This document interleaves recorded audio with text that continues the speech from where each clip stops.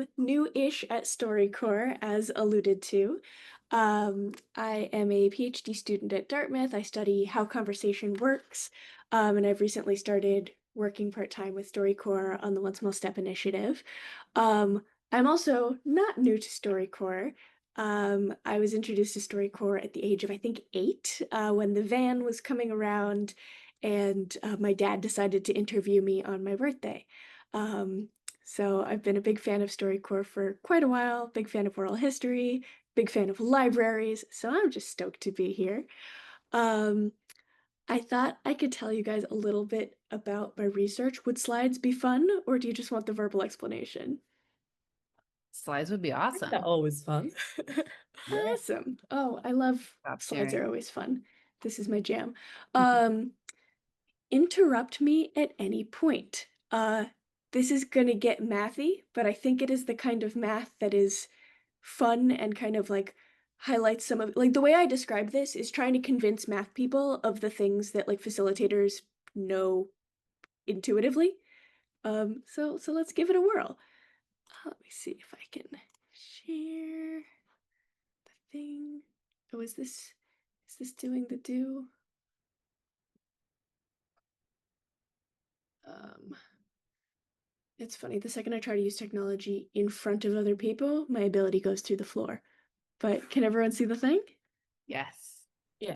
Awesome. Okay, so I came to grad school with the question, what makes conversation good? Deeply underspecified, but we're gonna try anyway. There are a lot of different ways that someone could try to answer that. You could use things like folk psychological constructs. This is sometimes used derogatorily in psychology, and I do not mean it derogatorily at all. I think folk psychology is a really, really powerful tool. How do people intuitively think about the way they interact with others? Do we care about respect, curiosity, reflection, that kind of thing? We can also do the like classical glasses up the nose scientific approach of what if we just zoomed really far in on little itty bitty behaviors? So we count the number of times that someone nods, and then boom, it was a good conversation. How many times did they laugh? Something like that. Quantification, because numbers are easier to work with than words. Or we can kind of focus on domain general mechanisms. So things that show up all over the place in human behavior and could also be used to study conversation. Um, Things like foraging. There are really beautiful models of the way that animals forage for food that are actually super useful for conversation also. Things like reinforcement learning, so things kind of like classic Pavlov's dog. If you get a reward for doing a good thing in a conversation, will you keep doing it? One of the other big ones is synchrony. People really, really like talking about synchrony as a domain general mechanism, but a lot of the times it actually kind of functions as a folk psychological construct.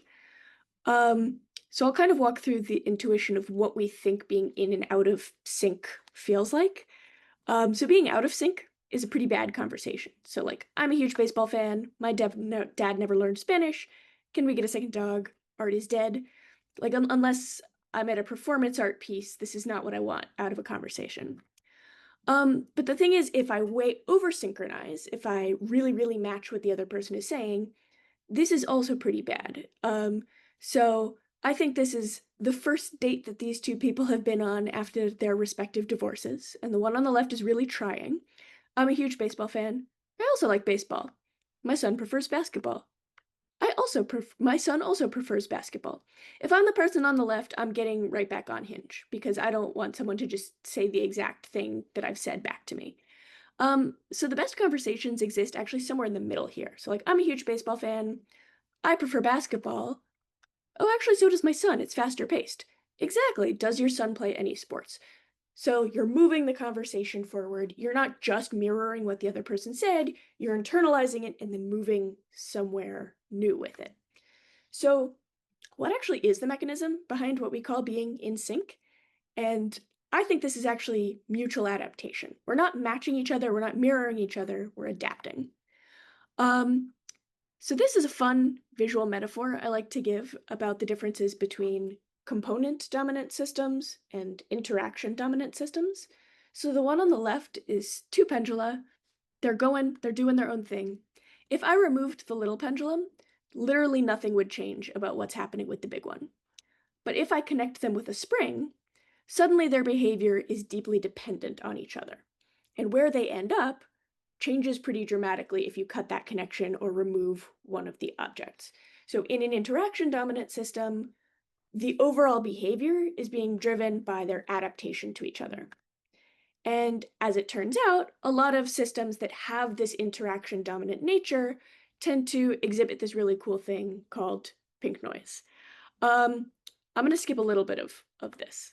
Um, I think it's easiest to think about what these patterns kind of look like in example signals. So white noise is jittering all over the place. Red noise is kind of slow transformations, and pink noise exists somewhere in the Goldilocks middle. And if you're wondering, wait, how does this relate to conversation? Worry not, we will get there.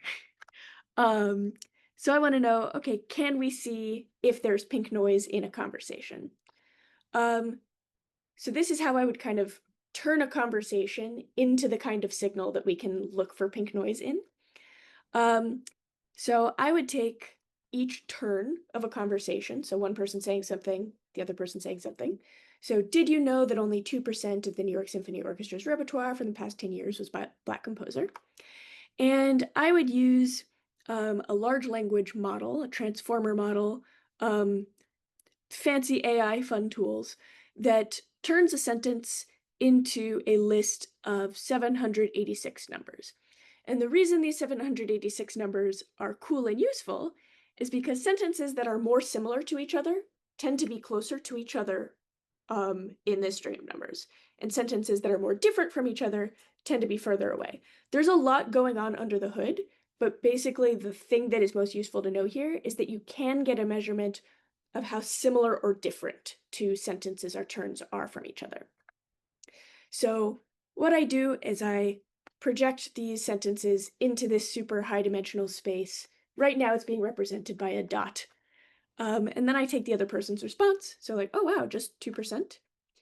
And I do this back and forth. And then what I can do as they go through their conversation is I can see turn by turn how far away from each other they were in the overall space of topics they could be talking about.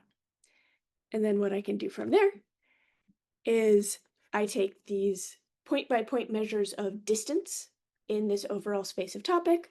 So you see some people are really closely repeating each other, but then moving to a new topic and making big differences again, and taking a look at whether there is pink noise in this signal.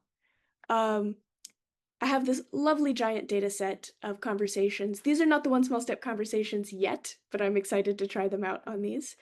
Um, and the reason these are lovely is that they have a lot of surveys that people also take. So they can tell us things like how much they enjoyed their conversation, how connected they felt, how much they slept the night before, like lots of really useful metadata. And I'm gonna cut to the chase and show you when we measure how much pink noise is in a conversation signal, these things are super highly correlated with things like enjoyment, connection, how much people enjoyed their conversation. Um, this also replicates in another kind of conversation data set. We can use it to predict real world behavior like speed dating.